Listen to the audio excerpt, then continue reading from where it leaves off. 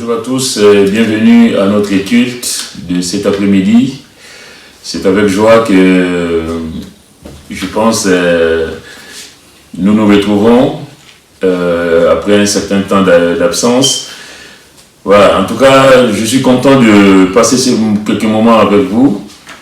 Et vous vous doutez bien, j'ai eu un petit souci de santé. Mais par la grâce de Dieu, ça s'est bien passé. En tout cas, ce que je voulais dire, c'est que je voulais vraiment remercier l'Église pour vos prières, parce que ce n'est pas évident de tomber malade, tout simplement. Mais j'ai vu la ferveur de l'Église, j'ai vu les bien-aimés, comment ils ont crié au Seigneur. Honnêtement, j'ai vu la main du Seigneur. Et vous vous doutez bien que si je suis là cet après-midi, c'est vraiment parce que Dieu est fidèle. Dieu est fidèle, Dieu est bon. Dieu est bon, mes bien-aimés, Dieu est bon. Et quand on a goûté à cette maladie, à cette pandémie, je peux vous dire que on se pose des questions. Mais nous avons un grand Dieu, un Dieu qui prend soin de nous dans les moindres détails. Vous savez, quand le dernier message que j'avais fait avec vous, c'était, je parlais de la guérison divine. Dans ce message, je disais que le Seigneur, quand le peuple d'Israël est sorti de l'Égypte, le peuple a traversé la mer Rouge, le peuple a vu la puissance de Dieu, le peuple a vu comment Dieu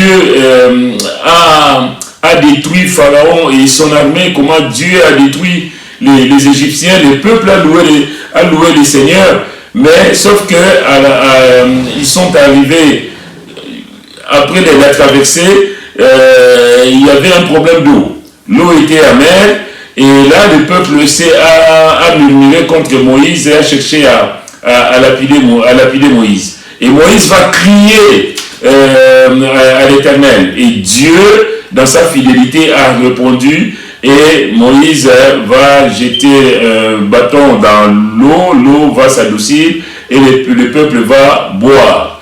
C'est pour dire que quand nous parlons, quelquefois Dieu nous prépare à ce qui nous attend.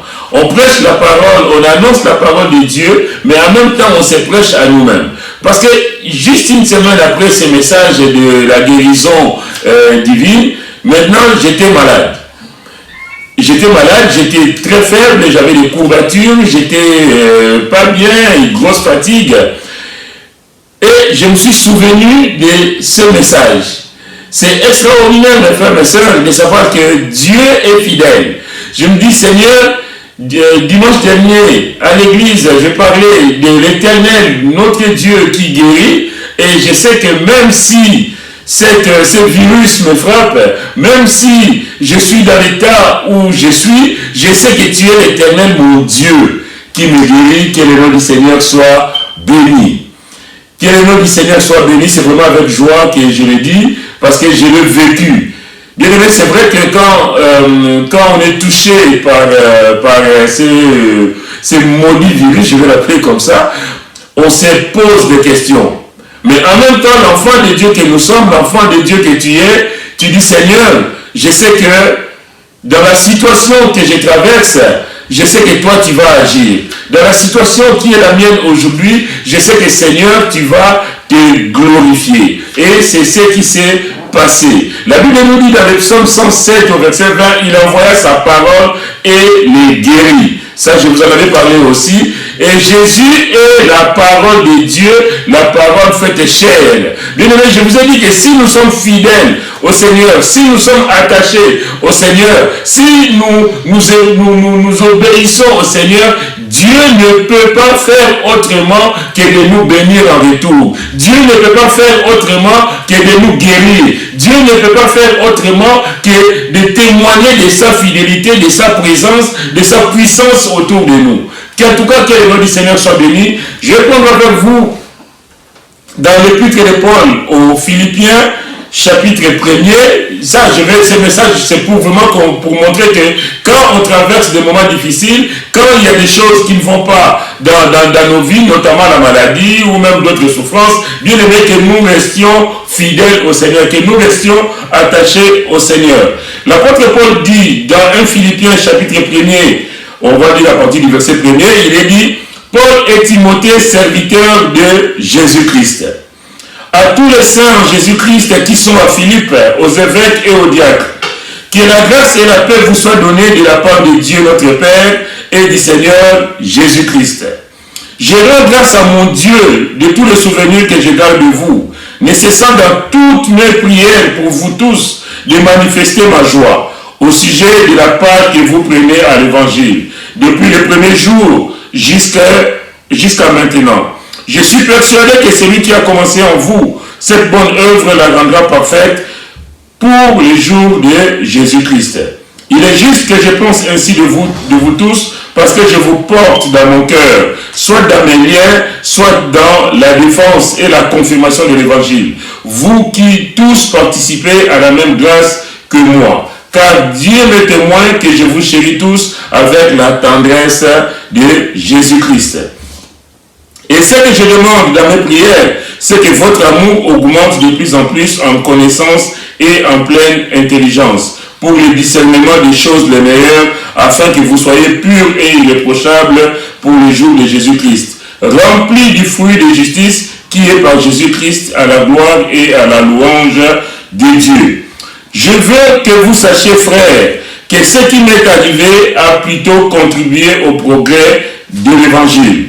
En effet, dans tous les prétoires et partout ailleurs, nul n'ignore que c'est pour Christ que je suis dans les liens. Et la plupart des frères dans le Seigneur, encouragés par mes liens, ont plus d'assurance pour annoncer sans crainte la parole. Bien aimé, c'est pour dire que dans les épreuves qui nous arrivent, c'est vraiment, nous devons glorifier le Seigneur. Et l'apôtre Paul dit, je veux que vous sachiez, frères, que ce qui m'est arrivé a plutôt contribué au progrès de l'Évangile. Évidemment, lui, il est en prison et même en prison, il glorifie le Seigneur. Avant d'aller plus loin, nous allons demander la grâce de Dieu. Seigneur, merci pour l'occasion que nous avons d'être, Seigneur, à l'écoute, Seigneur, de ta parole. Merci, Seigneur, une fois de plus, de ce que tu es le grand Dieu. Tu es le Dieu fidèle, le Dieu qui ne fait pas de défaut, le Dieu qui est toujours présent, le Dieu, Seigneur, qui n'abandonne pas ses enfants. Seigneur, cet après-midi, ma prière est que tu puisses nous bénir encore et encore et encore. Merci pour mon frère, merci pour ma soeur. Tu connais, Seigneur, les besoins des uns comme des autres, mais nous prions, Seigneur, que dans ta grâce infinie, Seigneur, que tu puisses poser ta main. Merci de ton aide et de ton assistance. Bénis ta parole, bénis ton serviteur, bénis ton église, que toi seul sois glorifié en ces jours, au nom précieux de Jésus. Amen. Donc je disais que l'apôtre Paul, qui est en prison, mais qui n'oublie pas l'église, qui passe par des moments difficiles, mais qui sait qu'il peut compter sur l'église, il peut compter sur les prières de l'église. Bien aimé, c'est une force de savoir que quand nous sommes, entre guillemets, seuls, c'est-à-dire seuls dans ton problème, seul dans ta souffrance, mais tu n'es pas seul parce que le Seigneur est avec toi. Tu n'es pas seul parce que le Seigneur qui a dit je suis avec vous tous les jours jusqu'à la fin du monde, il est avec nous effectivement. Et ce message c'est pour vraiment pour rendre témoignage au Seigneur, pour rendre témoignage auprès des frères et des sœurs de ce que Dieu est fidèle, de ce que Dieu est capable de faire. Vous savez, dans mon dernier message, il était question du centenier romain aussi, qui va aborder le Seigneur, qui va demander, moi je l'appelle l'intercesseur, le centenier intercesseur, qui va demander que le Seigneur puisse guérir son serviteur. Cet homme va dire, dis seulement un mot, et mon serviteur sera guéri. Parce que cet homme avait confiance au Seigneur. Cet homme savait que Jésus ne pouvait pas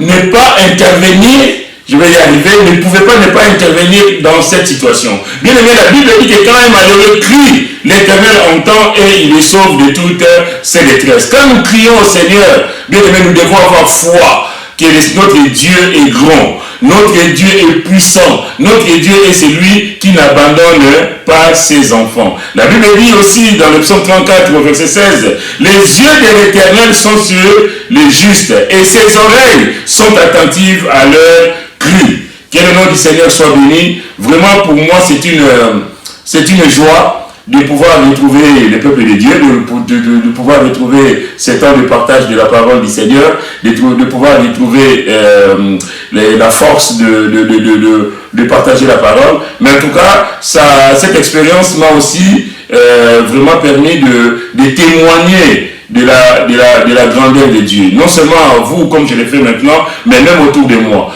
À mon travail, quand ils ont appris que j'étais malade, tout le monde était étonné. Étonné pourquoi? Parce qu'un jour, nous allons tous quitter cette terre. La maladie, c'est pas fait que pour les autres. La maladie, ça peut arriver à tout le monde. Mais sauf que dans les épreuves, notre Dieu veut que nous les glorifions. C'est ce qui s'est passé. Tout le monde me dit, mais Jean, mais c'est extraordinaire. Pourquoi tout le monde qui est atteint, ça ne s'est pas passé comme pour toi? Moi, au bout de 7 jours, j'étais sur pied, je devais reprendre mon travail. Donc, tout le monde était étonné, mais oui, je bénis le Seigneur parce que c'est une grâce exceptionnelle. Et je vais encourager aussi les bien-aimés qui passent par des moments difficiles, qui connaissent la même situation comme moi je l'ai connue, de rester fidèles au Seigneur. Je pense à notre sœur Laura, dont le frère est sérieusement malade, et nous prions pour le frère de Laura, et nous savons que Dieu est capable, même si les médecins disent qu'il n'y a plus d'espoir, nous croyons que Dieu est capable de le rétablir. Comme Dieu est capable de rétablir Philippe, comme Dieu est capable de faire grâce. D'ailleurs, il fait grâce à la famille de notre frère Stéphane, donc son épouse et ses filles. Nous savons que Dieu est fidèle, bien aimé. Ne pas baisser les bras. En tout cas, j'ai pu témoigner de la grandeur de Dieu. Parce que vous savez, je vais vous dire, il est question du vaccin. Il est question du vaccin et moi j'ai refusé les vaccins. Après, chacun fait comme il veut. Je ne veux pas dire ici de ne pas prendre ou de prendre. C'est pareil, c'est le même débat comme Noël, pas Noël et tout ça. Les vaccins c'est pareil. Sauf que moi j'ai dit non, je ne prends pas le vaccin. Et boum, je tombe malade, testé positif. Donc là, qu'est-ce que tout le monde dit, notamment le médecin référent qui dit, ben Jean, voilà, tu ne voulais pas te faire vacciner et voilà, c'est arrivé. J'ai dit, docteur, mais moi j'ai un vaccin naturel. Moi j'ai un vaccin du Seigneur. Et voilà, le Seigneur a fait grâce, donc je suis passé par là. En principe, je vais développer des anticorps qui vont faire que je vais résister. Merci Seigneur. Et en tout cas, ça m'a permis de rendre témoignage auprès de mes collègues, auprès de tous ceux qui me connaissent, et notamment au travail, de leur dire que non, Dieu est bon et Dieu m'a rétabli. Au bout de quelques jours, j'ai été sous pied. Mon fils qui était au Canada, dès qu'il a appris que papa était malade, tout de suite il a sauté dans le premier avion. mais bon, il me dit, mais j'y crois pas. Je dis, mais oui, mais tu peux pas y croire. Mais, tu sais, Dieu est fidèle. Et donc Dieu est vraiment fidèle. Raison pour laquelle l'apôtre Paul pouvait dire, toutes choses concourent au bien de ceux qui aiment Dieu, de ceux qui sont appelés selon son dessein. Toutes choses concourent au bien de ceux qui aiment Dieu. Et quand nous disons que toutes choses concourent au bien de ceux qui aiment Dieu, bien aimé, ce ne sont pas que des mauvaises choses. Souvent, nous pensons que toutes choses qui concourent au bien de ceux qui aiment Dieu, on les dit facilement quand il s'agit de quelqu'un d'autre. On les dit facilement quand ce n'est pas nous qui souffrons. On les dit facilement quand c'est l'autre qui est malade, quand c'est l'autre qui est frappé par les deuils, quand c'est l'autre qui a des soucis divers et variés. Mais quand ça nous tombe dessus, bien aimé, on risque de perdre de la foi si on n'est pas ferme dans le Seigneur. Si on n'est pas bâti sur le roc, on risque de perdre notre foi. On risque de douter. La foi, ta foi peut vaciller. Mais sauf que, bien aimé, nous avons besoin de nous enraciner dans le Seigneur. Nous avons besoin, quels que soient les problèmes, de savoir que mon Dieu est grand. Mon Dieu est bon. Je me répète, mais c'est vraiment mon message de cet après-midi, c'est pour vous dire de compter sur le Seigneur, de vous appuyer sur le Seigneur. Et l'apôtre Paul le savait en disant que toutes choses concourent bien de ceux qui aiment Dieu. Il sait que, voilà, que quand Dieu te fait passer par une situation, c'est pour que tu puisses le glorifier. Raison pour laquelle j'ai pris avec vous ce passage de de Paul aux Philippiens, l'homme de Dieu est en prison, mais la prison ne l'a pas empêché, en tout cas, de glorifier son Seigneur. La prison, ça n'a pas été un frein pour lui de glorifier son Dieu. Quand on aime le Seigneur, on l'aime jusqu'au bout. Toutes choses concourent au bien de ceux qui aiment Dieu, de ceux qui sont appelés selon son dessein, de ceux qui sont appelés selon son plan, de ceux qui sont dans la volonté de Dieu. Souvent, on prend ces versets à tort et à travers, mais la Bible dit que toutes choses concourent au bien de ceux qui aiment Dieu. La question, est-ce qu'on aime Dieu? Est-ce qu'on est soumis? Si vous m'aimez, gardez mes commandements. Est-ce que nous gardons ces commandements? Est-ce que nous appliquons ces commandements? Est-ce que nous sommes attentifs à ses commandements? Est-ce que nous sommes attentifs à ce que Dieu nous dit? C'est ça aussi. C'est-à-dire que les gens, souvent, on prend des versets à tort et à travers pour faire dire au verset ce qu'ils ne disent pas. Mais c'est bien dit, ceux qui aiment Dieu. Bien aimé, quand on aime le Seigneur nous le rend. Quand on aime le Seigneur nous témoigne de son amour. Donc, je disais tout à l'heure que souvent, on pense que ça n'arrive qu'aux autres, et ça n'arrive pas qu'aux autres. Passer par la maladie, ça peut t'arriver à toi aussi, comme c'est arrivé à moi. Mais le tout, c'est que Seigneur, je continue à t'aimer, Seigneur, je continue à regarder à toi, je continue à te faire confiance. On va prendre quelques versets dans la deuxième épître de Paul aux Corinthiens, je vais y arriver. On prend à partir du verset, le chapitre 11, à partir du verset, on va prendre à partir du verset 21. J'ai honte de le dire, nous avons montré de la faiblesse, donc il reprend un peu l'Église par rapport à certains comportements, et il dit, cependant, tout ce que peut oser quelqu'un, je parle en insensé, moi aussi je l'ose. Sont-ils hébreux? Moi aussi. Sont-ils israélites? Moi aussi. Sont-ils de la postérité d'Abraham? Moi aussi. Sont-ils ministres de Christ? Je parle à un homme qui extravage. Je le suis plus encore, par les travaux, bien plus, par les coups, bien plus, par les emprisonnements, bien plus, souvent en danger de mort. 5 fois j'ai reçu des Juifs 40 coups, moins 1. 3 fois j'ai été battu de verge. 1 fois j'ai été lapidé. 3 fois j'ai fait naufrage. J'ai passé un jour et une nuit dans l'abîme, fréquemment en voyage.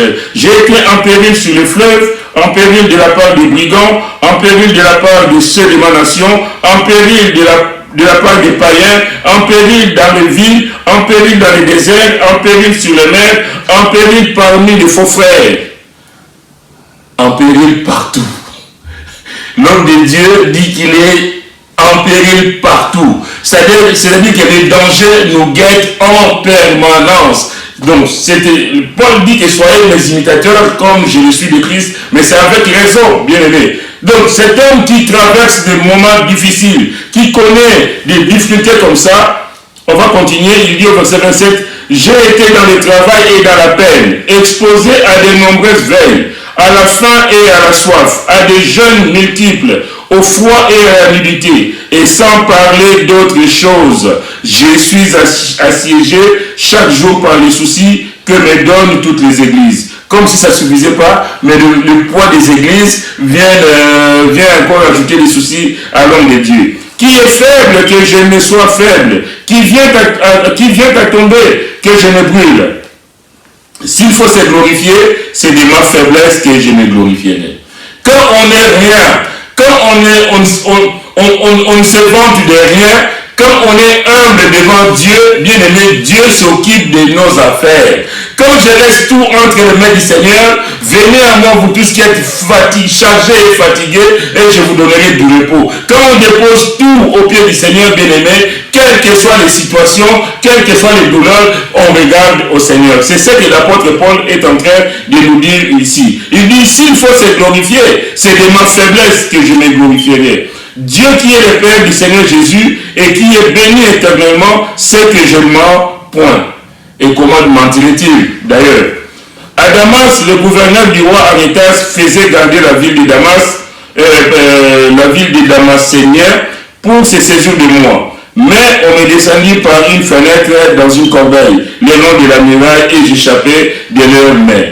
Dieu va toujours ouvrir une brèche pour te faire sortir du danger, pour te tirer du danger que les autres vont t'étendre. Bien aimé, Dieu est fidèle. Quand on est fidèle, Dieu ne peut pas se renier dans sa fidélité. Il est fidèle, il ne peut pas faire autrement. Et l'homme de Dieu de continuer au chapitre 12, il faut se glorifier. Il pose encore la question. Cela n'est pas bon. J'en viendrai néanmoins à des visions et à des révélations du Seigneur. Je connais un homme en Christ qui fut il y a 14 ans ravi jusqu'au 3e ciel. Si ce fut dans son corps, je le sais. Si ce fut hors de son corps, je le sais. Dieu le sait. Et je sais que cet homme, il répète, si ce fut dans son corps ou sans son corps, je le sais. Dieu le sait. Fut enlevé dans le paradis et qu'il entendit des paroles ineffables qu'il n'est pas permis à un homme d'exprimer. Je me glorifierai d'un tel homme, mais de moi-même, je ne me glorifierai pas, sinon de mes infirmités. C'est-à-dire que je me glorifierai du fait que je sois sauvé, du fait que je sache qu'un jour je serai auprès du Seigneur, mais de mes infirmités sur terre là, de ce que je suis sur terre, je ne suis rien du tout. Je vais connaître des situations de toutes sortes, mais je ne peux pas en tirer gloire. Quelquefois, nous pensons que quand on a, je le dis souvent, mais bon, c'est pas que moi qui le dis d'ailleurs, quand on a un bon salaire, une belle paie à la fin du mois, on a des belles choses, on pense que c'est ça la bénédiction. Bien aimé, la bénédiction, la vraie, c'est être dans les mains du Seigneur. C'est de savoir que dans quelles que soient les situations, je suis dans la main du Seigneur. Et je suis dans le creux de sa main. Que le Seigneur nous aide bien aimés à aller de progrès en progrès, à savoir que quand nous sommes avec lui, nous n'avons rien à craindre. Quel que soit, vous voyez, l'apôtre Paul, il décrit les différentes situations dramatiques. Il décrit tous les périls où il était en permanence. Mais il est resté fidèle au Seigneur. C'est avec raison qu'il dira plus tard, j'ai combattu le bon combat. Et je sais que la couronne de justice m'est réservée. Alléluia. Alors, on continue. Il dit, je me glorifierai d'un tel homme, verset 5 du chapitre 2e épître de Paul aux Corinthiens, chapitre 12. Il dit, je me glorifierai d'un tel homme, mais de moi-même, je ne me glorifierai pas, sinon de mes infirmités. Si je voulais me glorifier, je ne serais pas un insensé, car je dirais la vérité, mais je m'en abstiens, afin que personne n'ait à mon sujet une opinion supérieure à ce qu'il voit en moi ou à ce qu'il entend de moi. Et pour que je ne sois pas en feu d'orgueil à cause de l'excellence de ces révélations, à cause de... Cet homme a vu des choses incroyables. Cet homme a expérimenté le Seigneur dans toute sa dimension, dans toute sa splendeur. Mais il dit, pour que je ne sois pas en feu d'orgueil à cause de l'excellence de ces révélations, il m'a été mis une écharpe dans la chair, un ange de Satan pour me souffleter et m'empêcher de m'enorgueillir. 3 fois j'ai prié le Seigneur de l'éloigner de moi. Il m'a dit, ma grâce te suffit. Car ma puissance s'accomplit dans la faiblesse. Je me glorifierai donc bien plus volontiers de mes faiblesses, afin que la puissance de Christ repose sur moi. C'est pourquoi je me plais dans les faiblesses, dans les outrages, dans les calamités, dans les persécutions, dans les détresses, mais c'est pour Christ. Il est dit. Quelquefois, les gens se mettent tout seuls dans des difficultés, les gens se mettent tout seuls dans des situations compliquées parce qu'ils l'ont cherché et ils l'ont trouvé, mais après, ils mettent Dieu dans l'affaire. On ne peut pas mettre Dieu dans des situations que tu as été provoqué par toi-même. Ici, il dit, c'est pourquoi je me plais dans les faiblesses, dans les outrages, dans les calamités, dans les persécutions, dans les détresses, virgule, pour Christ. C'est-à-dire que tout ce que nous faisons pour la gloire de Dieu, bien aimé, Dieu est à nos côtés. Car quand je suis faible, c'est alors que je suis fort. Quand je suis faible, c'est alors que je suis fort. Bien aimé, c'est ce message-là que j'avais à cœur de partager avec vous, de dire que dans l'épreuve, nous devons savoir que Dieu est fidèle. En tout cas, j'ai pu parler du Seigneur plus qu'avant. Parce que tout le monde, vous savez, je suis un peu connu et très apprécié, en tout cas, merci Seigneur, là où je travaille. Donc, d'apprendre que Jean est tombé malade, que Jean a été touché, évidemment, ça fait une grosse vague. Et tout le monde, et de me revoir revenir au travail aussi, et de me revoir en bonne santé, merci Seigneur. Tout le monde dit, mais Jean, on a appris que tu étais malade, qu'est-ce qui se passe là? Tu n'as pas l'air de quelqu'un, j'ai dit, c'est la grâce de Dieu. Alléluia. De répéter simplement au travers de ce que tu as vécu, de dire simplement, c'est la grâce de Dieu. Mais comment ça s'est passé? J'ai dit, j'ai eu 2 jours de fatigue intense, et après, Dieu a fait le reste. Et je suis là. Je ne sais pas quoi. Je voulais vous en parler, et je pensais justement à l'apôtre Paul, quand il dit que ma grâce te suffit. Quelquefois nous pleurnichons, quelquefois nous sommes en train de nous morfondre dans des critiques, je sais quoi, d'incriminer les pasteurs de l'église, ou même, Seigneur, qu'est-ce que je fais pour avoir ça? Seigneur, tu as dit que je ne serai pas touché, et mais qu'est-ce qui m'arrive? Ben non, tu peux être touché, tu peux tomber malade, tu peux avoir des problèmes, mais de savoir que ton Dieu est fidèle, et le tout, c'est de rester attaché au fidèle, au Seigneur, que le nom du Seigneur soit béni. Je vais finir avec vous au psaume 20 pour dire que, bien aimé, nous avons le Seigneur. Les autres vont s'appuyer sur des choses de ce monde. On n'est pas contre la médecine. Mais la priorité, c'est de nous focaliser sur le Seigneur. On peut avoir des vaccins, on peut avoir des traitements de toutes sortes. Mais si Dieu n'est pas dans le coup, tu risques d'y rester. Mais quand nous sommes attachés à notre Dieu, il fait le reste. Que son nom soit béni. Psaume 20. Que l'Éternel t'exauce au jour de ta détresse. Que l'Éternel t'exauce au jour de la détresse. C'est-à-dire que là, il y a des gens qui passent par des moments difficiles, comme je l'ai dit tout à l'heure, mais que le Seigneur, bien-aimé, vous exauce là où vous êtes dans vos prières. Que Dieu nous exauce dans nos prières que nous prononçons pour nos bien-aimés qui sont malades. Que le nom de Dieu de Jacob te protège, que du sanctuaire il t'envoie du secours, que de Sion il te soutienne, qu'il se souvienne de toutes tes offrandes et qu'il agrée tes holocaustes, qu'il te donne ce que ton cœur désire et qu'il accomplisse tous tes desseins. Nous nous réjouirons de ton salut, nous lèverons l'étendard au nom de notre Dieu. L'Éternel exaucera tous tes vœux. Je sais que l'Éternel sauve son oint, il exaucera des cieux de sa sainte demeure par le secours puissant de sa droite.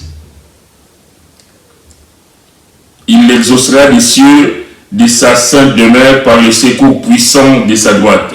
Ceux-ci s'appuient sur leurs chars, ceux-là sur leurs chevaux. Nous évoquons le nom de l'Éternel, notre Dieu, et il plie et il tombe. Nous tenons fermes et restons debout. Amen. Nous tenons fermes et restons debout. Pourquoi? Parce que nous nous appuyons sur le Seigneur. Ceux-ci s'appuient sur leurs chars, ceux-là sur leurs chevaux. Nous évoquons le nom de l'Éternel, notre Dieu, et il plie et il tombe. Mais nous tenons fermes et restons debout. Que le nom du Seigneur soit béni. Voilà, ce message était vraiment juste pour dire que ma grâce te suffit. Dieu se glorifie dans nos faiblesses et au travers de nos faiblesses que nous puissions donner gloire au Seigneur. Merci en tout cas pour vos prières. Merci pour ce que le Seigneur fait au travers de différentes situations que nous pouvons connaître. Vraiment, pour moi, j'ai pu expérimenter la main de Dieu. J'ai pu voir que Dieu nous met à part. Dieu fait la différence. Et vraiment que son nom soit béni. Merci pour tout. Que Dieu vous bénisse richement, mes bien-aimés. Et nous continuons de prier pour les nôtres qui sont à l'hôpital, qui sont même chez eux, mais malades. Donc, comme je l'ai dit tout à l'heure, nous pensons à notre bien-aimé Lucien, le frère de notre sœur Laura. Et nous pensons à Philippe, nous pensons à la famille de Stéphane, aux filles et à son épouse. Que Dieu fasse grâce. Peut-être qu'il y en a d'autres dont je ne suis pas au courant, mais là où vous êtes, Dieu est capable de déposer sa main. Nous allons fermer nos yeux et demander la grâce de Dieu. Seigneur, merci une fois de plus pour l'occasion que nous avons, Seigneur, d'être à l'écoute de ta parole. Merci, Seigneur, parce que tu es, c'est vrai, comme nous l'avons dit, l'Éternel, notre Dieu qui nous guérit. Par tes meurtrissures, Seigneur, nous sommes guéris et nous voulons le proclamer. Seigneur, mon Dieu, je vais prier pour Lucien, Seigneur, le frère de notre sœur Laura, là où il est, Seigneur mon Dieu, que tu puisses poser ta main. Seigneur, je prie pour Philippe, que tu puisses poser ta main, Seigneur. Que je prie, Seigneur, pour la famille de notre frère Stéphane. Seigneur mon Dieu, que tu puisses rétablir, Seigneur, cette famille, mon Dieu. Merci pour ta grâce infinie, car tout est grâce avec toi. Nous avons un grand Dieu, nous comptons sur toi, Seigneur. Le monde peut dire ce qu'il veut, Seigneur, mais nous appuyons sur toi, parce que tu es tout pour nous, Seigneur. Tu as tout pouvoir pour agir dans notre faveur. Alors, s'il te plaît, fais-le pour nous, Seigneur, et glorifie ton nom. Merci, Père, au nom de Jésus. Amen. Si vous êtes là et que vous ne connaissez pas Jésus, je vais aussi prier pour vous afin que vous l'acceptiez comme Seigneur et Sauveur. Si tel est votre cas, il suffit juste de croire qu'il est le Sauveur du monde, qu'il est le Fils de Dieu qui est venu sauver le monde de la perdition et de lui donner sa vie. Seigneur mon Dieu, tu vois ces bien-aimés, Seigneur, là où ils sont, Seigneur, qui t'acceptent comme Seigneur et Sauveur. Nous prions que dans ta grâce infinie, Seigneur, que tu puisses les attirer à toi, Seigneur mon Dieu, qu'ils puissent vraiment s'attacher à toi. Merci de les bénir et merci d'agir dans leur vie, Seigneur, de te manifester pleinement, Seigneur mon Dieu. Merci pour la lumière qui brille dans leur vie, Seigneur mon Dieu. Merci pour tout, au nom de Jésus. Amen. Donc, comme je disais tout à l'heure, nous arrivons à la fin de notre culte. Nous allons tout à l'heure passer à la table du Seigneur. Je vous prie de préparer quelque chose comme on fait habituellement afin que nous puissions partager le repas du Seigneur. Que Dieu vous bénisse. Amen. Nous voici donc à la table du Seigneur. Je vais prendre avec vous pour lecture Ésaïe chapitre 53, cette lecture que nous faisons souvent. Il nous est dit, qui a cru à ce qui nous était annoncé, qui a reconnu les bras de l'Éternel. Il s'est élevé devant lui comme une faible plante, comme un rejeton qui sort d'une terre desséchée. Il n'avait ni beauté ni éclat pour attirer nos regards, et son aspect n'avait rien pour nous plaire. Méprisé et abandonné des hommes, homme de douleur et habitué à la souffrance, semblable à celui dont on détourne le visage. Nous l'avons dédaigné, nous n'avons fait de lui aucun cas. Cependant, ce sont nos souffrances qu'il a portées, c'est de nos douleurs qu'il s'est chargé, et nous l'avons considéré comme puni, frappé de Dieu et humilié. Mais il était blessé pour nos péchés, brisé pour nos iniquités. Le châtiment qui nous donne la paix est tombé sur lui. Et c'est par ses meurtrissures que nous sommes guéris. Et c'est par ses meurtrissures que nous sommes guéris. Merci Seigneur. Nous étions tous errants comme des brebis, chacun suivait sa propre voie. Et l'Éternel a fait retomber sur lui l'iniquité de nous tous. Il a été maltraité et opprimé, il n'a point ouvert la bouche. Semblable à un agneau qu'on mène à la boucherie, à une brebis muette devant ceux qui l'attendent, il n'a point ouvert la bouche. Il a été enlevé par l'angoisse et le châtiment. Et parmi ceux de sa génération, qui a cru qu'il était retranché de la terre des vivants et frappé pour les péchés de mon peuple, on a mis son sépulcre parmi les méchants, son tombeau avec les riches. Quoiqu'il n'eût point commis de violence et qu'il n'eût point de fraude dans sa bouche, il a plu à l'Éternel de les briser par la souffrance. Après avoir livré sa vie en sacrifice pour les péchés, il verra une postérité et prolongera ses jours. Et l'œuvre de l'Éternel prospérera entre ses mains. Il s'agit ici du Seigneur Jésus qui est venu sur cette terre donner sa vie en rançon pour nous, pauvres pécheurs. Il n'a pas esquivé la mort, il l'a affronté, il est allé à la croix et il a donné sa vie pour toi et pour moi afin qu'aujourd'hui nous soyons des enfants de Dieu, qu'aujourd'hui nous puissions partager le repas du Seigneur.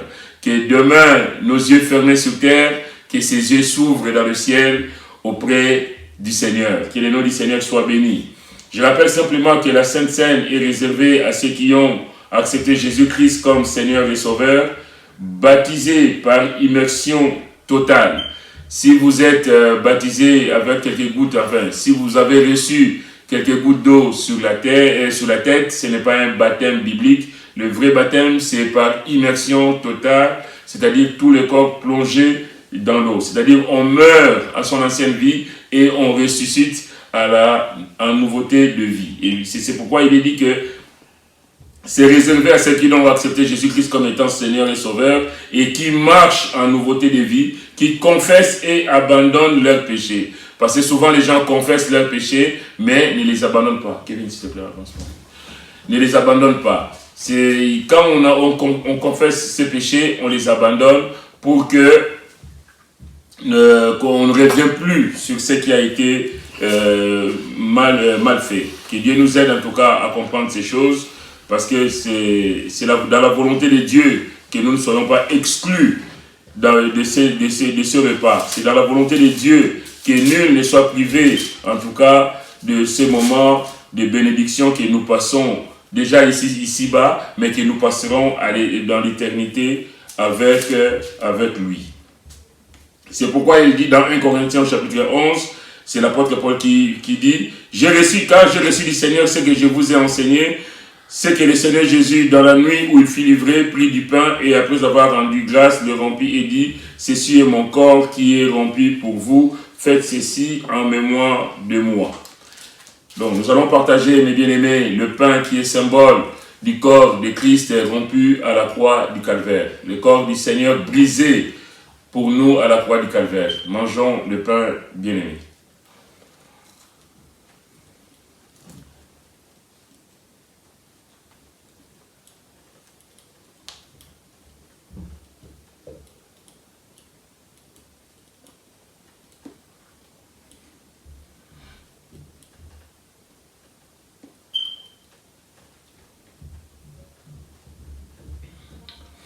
Il nous est dit au verset 25, « De même, après avoir soupé, il prit la coupe et dit, « Cette coupe est la nouvelle alliance en mon sang, faites ceci en mémoire de moi, toutes les fois que vous en boirez. Car toutes les fois que vous mangez ce pain et que vous buvez cette coupe, vous annoncez la mort du Seigneur jusqu'à ce qu'il vienne. » Je vous prie donc de partager la coupe avec moi, qui est symbole du sang de Christ versé à la croix pour nos péchés.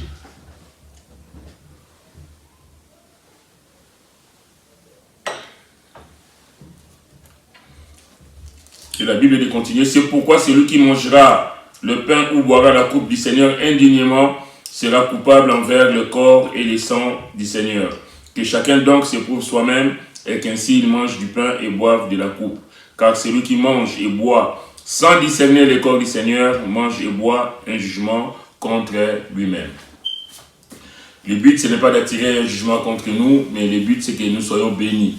Voilà pourquoi nous allons élever nos voix là où nous sommes, chacun individuellement. Je remercie le Seigneur pour cette bénédiction, pour cette œuvre magnifique qu'il a accomplie à la croix du Calvaire. Seigneur, merci pour le salut. Merci pour ton corps brisé, pour ton sang versé. Seigneur, autrefois loin de toi, mais aujourd'hui, Seigneur, faisant partie de ta maison, Seigneur, quelle joie, quel privilège pour nous. Alors, nous voulons simplement être reconnaissants, Seigneur. Reçois la reconnaissance de nos cœurs cet après-midi. Merci, Seigneur, pour tout. Que ton nom soit béni et glorifié, Seigneur. Merci, Père, au nom de Jésus. Voilà, donc nous arrivons à la fin de notre culte. Nous bénissons le Seigneur pour sa grâce infinie. Si vous êtes malade, je vais prier aussi pour vous. Si vous êtes malade et que vous avez besoin de prière, je vais prier que le Seigneur puisse vous guérir. Si vous avez aussi des besoins autres que la maladie, on peut avoir d'autres soucis. Nous allons prier que le Seigneur puisse faire grâce. Après, nous allons laisser la semaine entre les mains du Seigneur. Éternel, mon Dieu, mon Père, je te bénis, je te rends grâce. Merci, Seigneur, pour ces bien-aimés, Seigneur, qui passent par des moments difficiles, par la maladie ou par autre souffrance. Seigneur, mon Dieu, tu connais toutes choses, car tu es le Dieu omniscient, mais non seulement omniscient, mais tu es aussi omnipotent. C'est-à-dire, tu es capable, Seigneur, là où, Seigneur, ils sont, de les toucher, de guérir, de rétablir, mais en tout cas de résoudre les différents problèmes qu'ils peuvent connaître, que tes enfants peuvent connaître. Merci d'intervenir, Seigneur. Nous n'avons que toi. Voilà pourquoi nous nous attendons à toi. Bénis mon frère, bénis ma soeur. S'il te plaît, Seigneur, glorifie ton nom. Nous profitons, Seigneur, pour te remettre la semaine qui commence, Seigneur. Nous prions que tu bénisses cette semaine, que tu nous accompagnes, comme tu l'as dit toi-même, chaque jour, Seigneur, jusqu'à ce que tu reviendras nous chercher. Merci pour tout. Que ton nom soit béni, que ta joie soit le partage de chacun. Seigneur, que ton amour nous environne, que vraiment ta grâce nous entoure. Que ta grâce, Seigneur, nous accompagne jour après jour. Merci pour tout. Au nom de Jésus. Amen. Soyez bénis et fortifiés en Christ. Bonne semaine à tous.